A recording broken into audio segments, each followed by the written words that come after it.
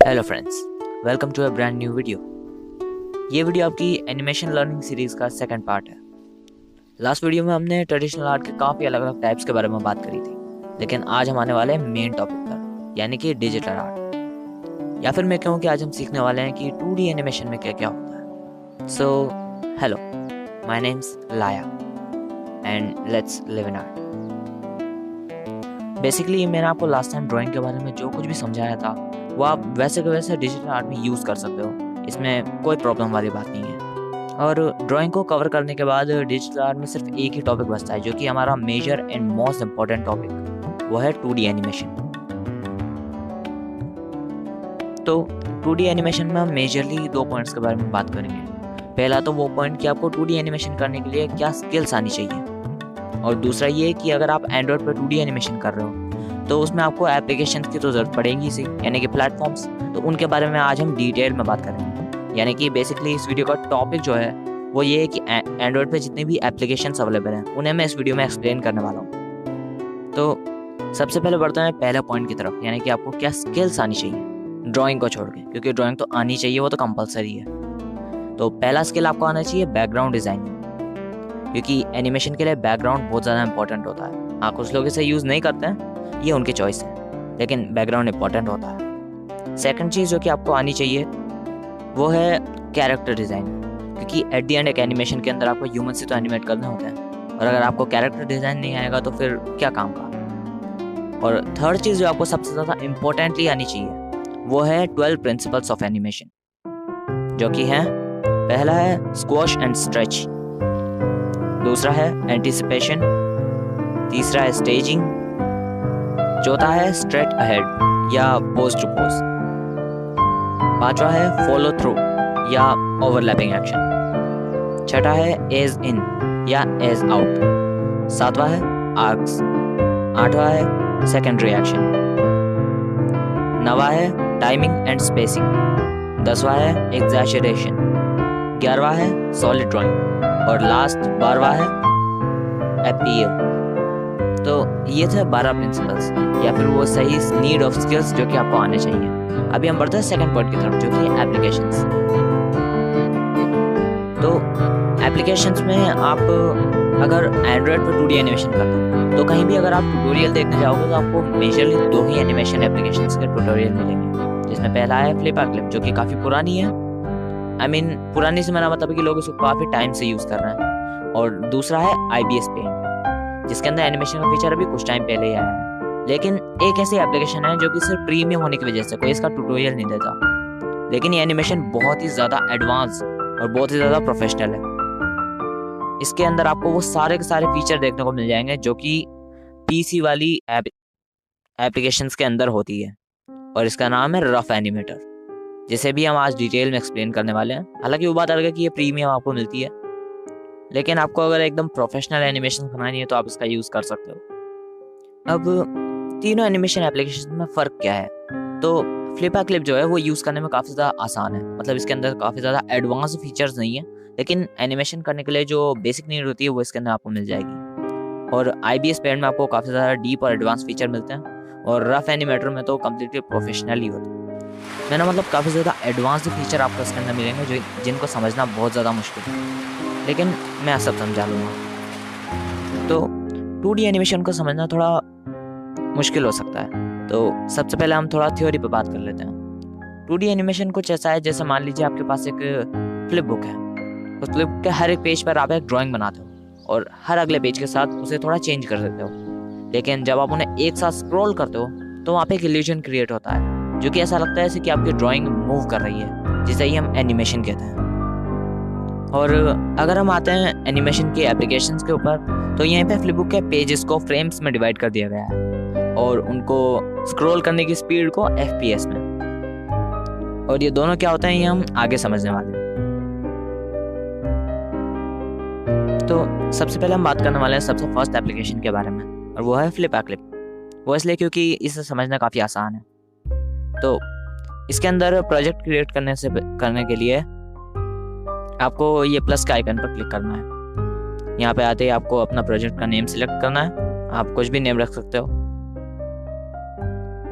अब आपको अपनी कैनवास की साइज सेलेक्ट करनी है जो कि 720 पिक्सल एवरेज होती है, और फ्रेम रेट भी 12 ठीक रहती है क्योंकि एवरेजली यही यूज़ किया जाता है।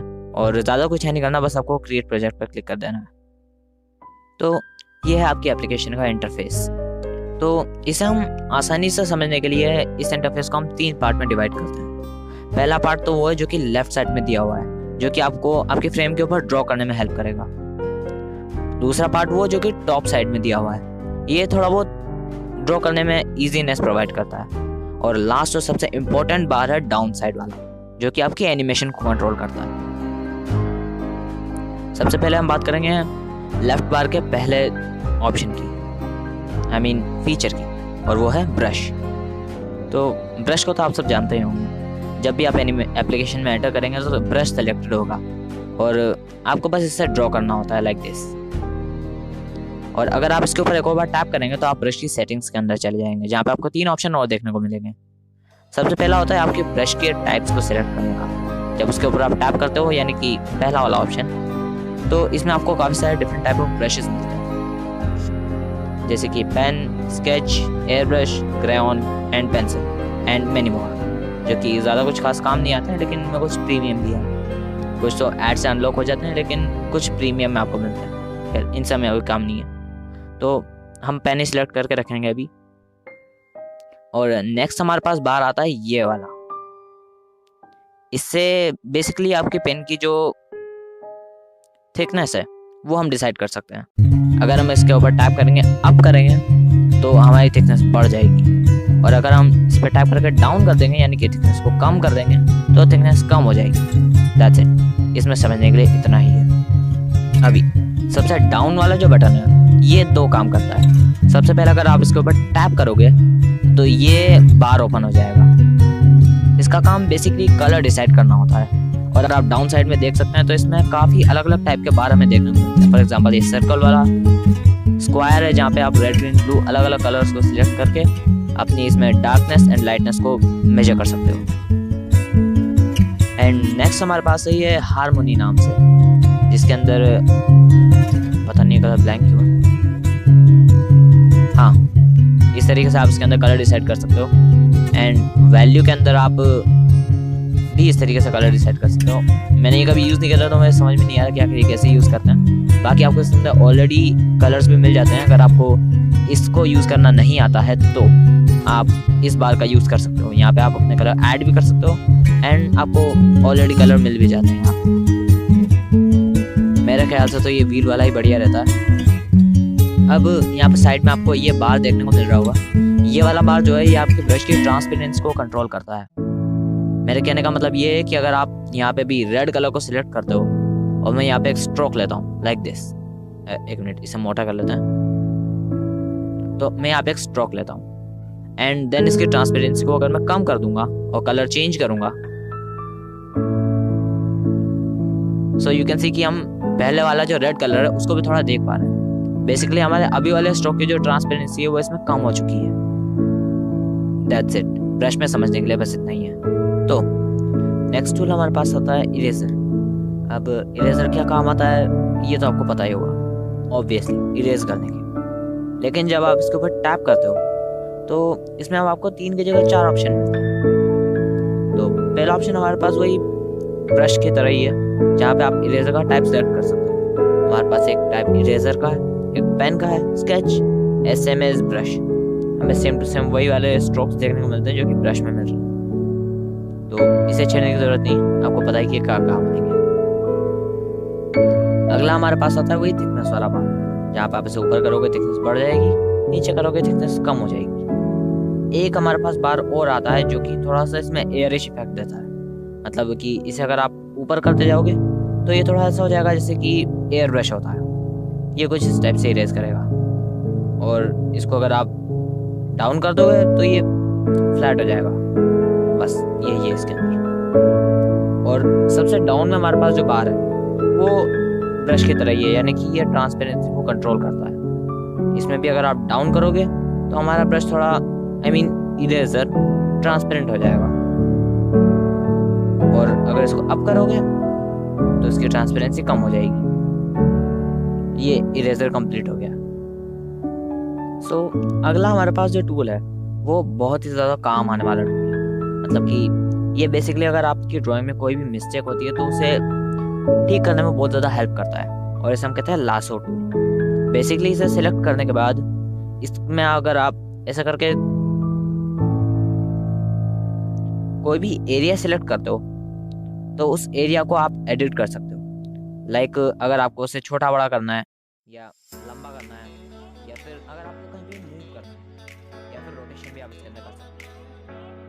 ये फर्स्ट वाले राइट साइड में जो आपको ऑप्शन दिख रहा है, और अगर आप सेकंड ऑप्शन सिलेक्ट करते हो इसके अंदर आप इसे कर्व भी कर सकते हो, लाइक